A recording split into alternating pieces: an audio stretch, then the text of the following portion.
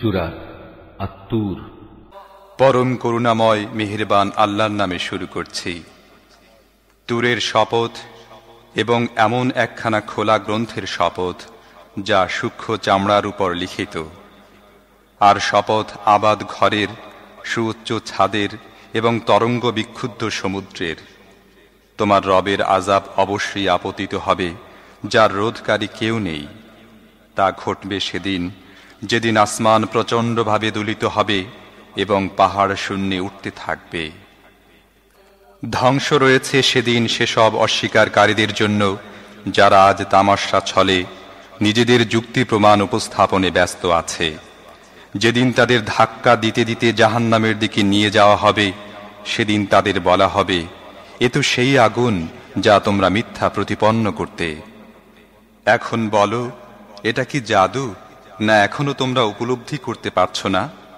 যাও, এখন এর মধ্যে ঢুকে দগ্ধ হতে থাকো। তোমরা ধৈর্য ধরো আর না ধরো, এখন উভয়টি তোমাদের জন্য সমান। তোমরা যেমন কাজ করে এসেছো, ঠিক তেমন প্রতিদানই তোমাদের দেয়া হচ্ছে। মুত্তাকিরা সেখানে বাগান ও নেয়ামতসমূহের মধ্যে অবস্থান করবে এবং তাদের রব তাদের যা কিছু দান করবেন তা মজা করে উপভোগ করতে থাকবে। আর তাদের রব তাদেরকে দোজখের আযাব থেকে বাঁচিয়ে নেবেন। তাদেরকে বলা হবে, তোমরা যেসব কাজ করে এসেছো তার বিনিময়ে মজা করে পানাহার করো। তারা সামনাসামনি রাখা সুসজ্জিত আসনসমূহে হেলান দিয়ে বসবে এবং আমি সুনয়না হুরদের তাদের সাথে বিয়ে দেব।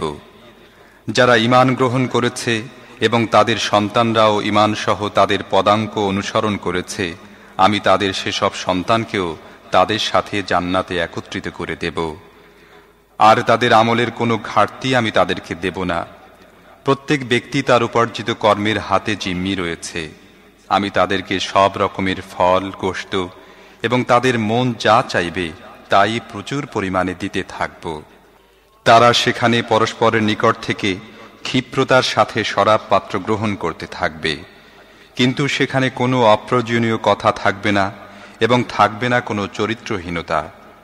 তাদের সেবার জন্য সেসব বালকেরা ছুটাছুটি করতে থাকবে যারা কেবল তাদের জন্য নির্দিষ্ট হবে। তারা এমন সুদর্শন যেন সযত্নে লুকিয়ে রাখা মতি। তারা একে অপরকে পৃথিবীতে অতিবাহিত অবস্থা সম্পর্কে জিজ্ঞেস করবে। তারা বলবে, আমরা প্রথমে নিজের পরিবারের লোকদের মধ্যে ভয়ে ভয়ে জীবন যাপন করতাম। পরিশেষে আল্লাহ আমাদের উপর মেহেরবানি করেছেন এবং দগ্ধকারী আযাব থেকে আমাদের রক্ষা করেছেন। অতীত জীবনে আমরা তাঁর কাছেই দোয়া করতাম, সত্যি তিনি অতি বড় উপকারী ও দয়াবান। তাই হে নবী, তুমি উপদেশ দিতে থাকো। আল্লাহর মেহেরবানিতে তুমি গণকও নও, পাগলও নও। এসব লোক কি বলে যে এ ব্যক্তি কবি, যার ব্যাপারে আমরা কালের আবর্তনের অপেক্ষা করছি? তাদেরকে বলো, ঠিক আছে, অপেক্ষা করতে থাকো, আমিও তোমাদের সাথে অপেক্ষা করছি। তাদের বিবেক বুদ্ধি কি তাদেরকে এসব কথা বলতে প্ররোচিত করে, নাকি প্রকৃতপক্ষে তারা শত্রুতায় সীমা লঙ্ঘনকারী লোক? তারা কি বলে যে এ ব্যক্তি নিজেই কোরআন রচনা করে নিয়েছে? প্রকৃত ব্যাপার হচ্ছে তারা ঈমান গ্রহণ করতে চায় না। তাদের এ কথার ব্যাপারে তারা যদি সত্যবাদী হয়, তাহলে এ বাণীর মতো একটি বাণী তৈরি করে আনুক। কোন সৃষ্টিকর্তা ছাড়া এরা কি নিজেরাই সৃষ্টি হয়েছে, নাকি এরা নিজেরাই নিজেদের সৃষ্টিকর্তা, নাকি পৃথিবী ও আসমানকে এরাই সৃষ্টি করেছে?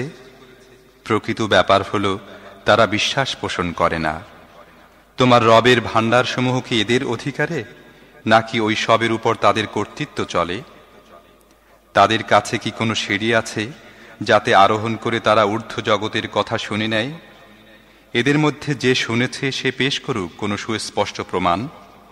আল্লাহর জন্য কি কেবল কন্যা সন্তান আর তোমাদের জন্য যত পুত্র সন্তান? তুমি কি তাদের কাছে কোনো পারিশ্রমিক দাবি করছো যে তাদের উপর জোরপূর্বক চাপানো জরিমানার বোঝার নিচে তারা নিষ্পেষিত হচ্ছে? তাদের কাছে কি অদৃশ্য সত্যসমূহের জ্ঞান আছে যার ভিত্তিতে তারা লিখছে? তারা কি কোনো চক্রান্ত আঁটতে চাচ্ছে? যদি তাই হয়, তাহলে কাফেররাই উল্টো নিজেদের ষড়যন্ত্রের জালে আটকা পড়বে। আল্লাহ ছাড়া কি তাদের আর কোনো ইলাহ আছে?